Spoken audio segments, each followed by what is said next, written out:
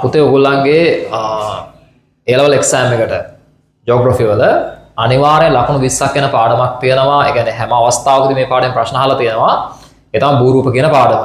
අතන මේ භූරූප කියන පාඩමේ කොටස් දෙකක් තියෙනවා. අන්තර්ජානීය බලවේග සහ බාහිර්ජානීය බලවේග. ඒතර ඔයගොල්ලෝ අහලා තියෙනවානේ සාමාන්‍යයෙන් පෘථුවියේ භූරූප කියන ඒවා. දැන් අතු ගාලා ගත්තාම භූරූපයක්. ඉදුරු තලාගල කන්ද කියන්නේ භූරූපයක්. නේද? ඒ වගේම වෙරළ කලාපයක් කියලා කියන්නේ දැන් හික්කඩුව වෙරළ තීරය කියන්නේ මොකද්ද? යම් භූරූපයක්.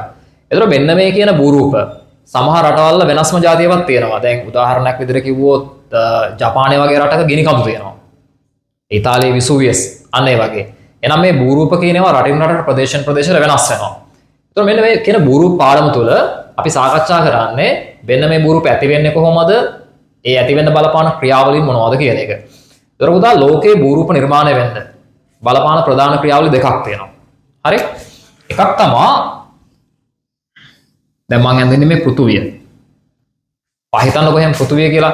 වෙන මේ පෘථුවි පෘෂ්ඨය මත තමයි භූරූප නිර්මාණය වෙලා තියෙන්නේ. සමහර භූරූප මේකේ අස්සෙත් තියෙනවා.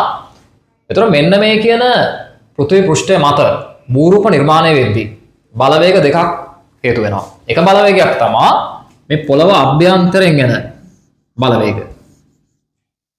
හරිද? මේ අභ්‍යන්තරයෙන් එන යම් යම් දේවල් නිසා පෘෂ්ඨය මත පිට භූරූප ඇති වෙන්න පුළුවන්. අන්න ඒවට අපි කියනවා අන්තර්ජානීය බලවේග කියලා. අන්තර්ජානීය බලවේග. තේරුම් ගන්න අන්තර්ජානීය බලවේග කියලා කියන්නේ පෘථිවි පෘෂ්ඨය මත පිට භූරූප නිර්මාණය වෙන්න පොළව අභ්‍යන්තරයෙන් බලපාන බලවේග.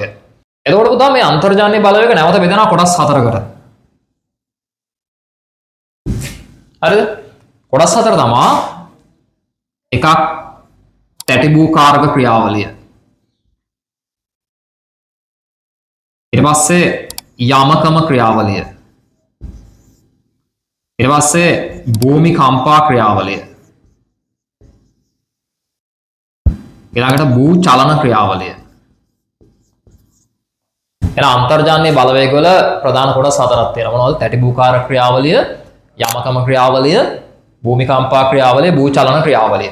තව හිතන්නකෝ ඔයාලා අහලා තියෙනවා දැන් පෘථිවි පෘෂ්ඨය හැදිලා තියෙන්නේ එකිනෙකට සාපේක්ෂව චලනය වන භූ තැටි වලින්. දැන් මම මේ පොඩි වීඩියෝ එකක් පෙන්නන්නම් ඔයාලට මේක බලන්න. මේ පේන්නේ භූ තැටි චලනය වීමක්. අන්න ඒ භූ තැටි චලනය වීමත් ඒ ආශ්‍රිතව ඇති වෙන ක්‍රියාකාරකම් තමයි අපි කියන්නේ මොකක්ද? තැටිභූකාරක ක්‍රියාවලිය කියලා. එතකොට ඒ ආශ්‍රිත කොටස් ටිකක් අපි මේකෙදි ඉගෙන ගන්නවා. එතකොට මේ තැටිභූ චලනයත් එක්ක පෘෂ්ඨය මත පිට යම් යම් භූ දර්ශනයක් නිර්මාණය වෙන්න පුළුවන්. ඒ වගේම දැන් මේ පෙන්නන්නේ මේ වීඩියෝ එකේ ඔයාලට යමහල් නිර්මාණය වීමක්. ගිනි කන්දක් හැදෙනවා. ඒතර මෙන්න මේ යමහල් නිර්මාණය වීම කියන එකත් ඇති වෙන්නේ පොළොව අභ්‍යන්තරයෙන්. ඒ නිසා තමයි පෘෂ්ඨය මත පිට විවිධාකාර වූ ගිනි කඳු නිර්මාණය වෙලා තියෙනවා. විසුවියස් ගිනි කඳ මේ තියෙන්නේ. ඒ වගේම ජපානයේ පූජ්‍යාම වගේ ගිනි කඳු නිර්මාණය වෙලා තියෙන මොකෙන්ද? මෙන්න මේ යමකම ක්‍රියාවලිය.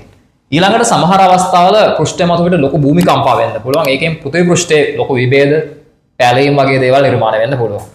ඒ වගේම සමහර වෙලාවට පෘෂ්ඨය මත පිට විවිධ දිශාවන්ට චලනය වීම සිද්ධ වෙනවා. මේක බෙදෙනවා කොටස් දෙකකට තිරස් සහ සිරස් කියලා. ඉතින් අන්නේ චලන වර්ග ඇති වෙන්නේ පොළොව අභ්‍යන්තර බලවේග වලින්. අනේ විදිහට පෘෂ්ඨය මත පිට භූරූප නිර්මාණය වෙන්න මෙන්න මේ බලවේගයන් කොහොමද බලපාන්නේ කියන එක තමයි අන්තර්ජානීය බලවේග යටතේ අපි ඉගෙන ගන්නේ සහ ඔයා ඉගෙන ගත යුත්තේ. ඉතින් විභාගෙදී මේ කොටස් වලින් ප්‍රශ්න එනවා අනිවාර්යයෙන්ම බොහෝ අවස්ථාවලදී. ඒතර අපි මේ පාඩම තමයි ඉදිරි වීඩියෝ වලින් සාකච්ඡා කරන් යන්නේ බලවේගෙන් බලවේගය. පැහැදිලිද? ඊළඟට අපි ගමු තව දෙයක් තියෙනවා පොළවට පිටින් එන බලපාන නිසා පෘෂ්ඨය මත පිට භූරූප නිර්මාණය වෙන්න පුළුවන්. අන්න ඒකට අපි කියනවා බාහිර්ජානීය බලවේග කියලා. බාහිර්ජානීය. එතකොට භූරූප නිර්මාණය වීමේ බලවේග දෙකක් තියෙනවා මොනවද? අන්තර්ජානීය බලවේග සහ බාහිර්ජානීය බලවේග. එතකොට පුතේ බාහිර්ජානීය බලවේග කියලා කියන්නේ දැන් ඔයා නිකන් හිතන්න හයියෙන් වහිනවා. වහින වෙලාවට ඔන්න ගඟක් හැදිලා ගලාගෙන යනවා. ඒතර ඒ ගඟ හැදුනේ පිටින් ආපු බලවේගය නිසා. මොකද්ද? වැස්ස හින්දා.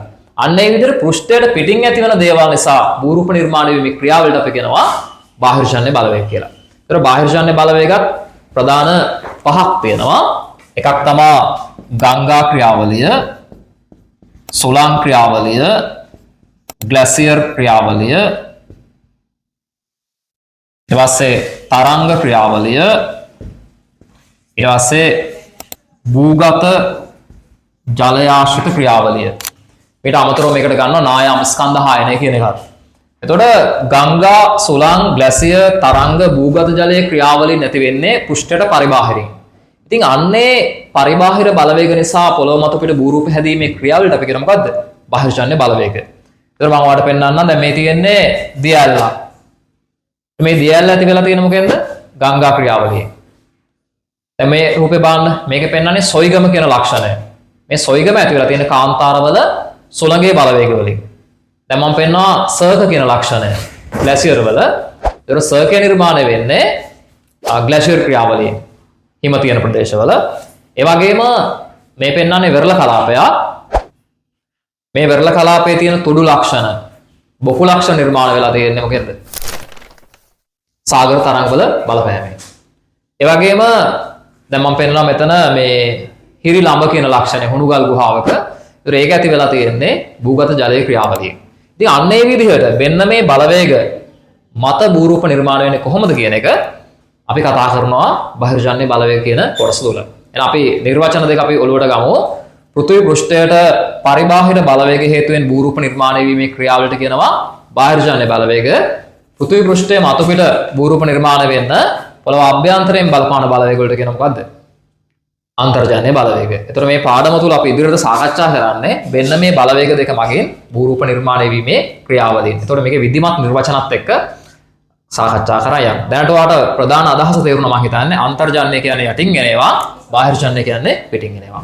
රයිට්. එහෙනම් අපි ඉදිරි වීඩියෝ තුලින් මේ පාඩම් සෙට් එකේ ඉතුරු ටික සාකච්ඡා කරමු. රයිට්. එළුවා.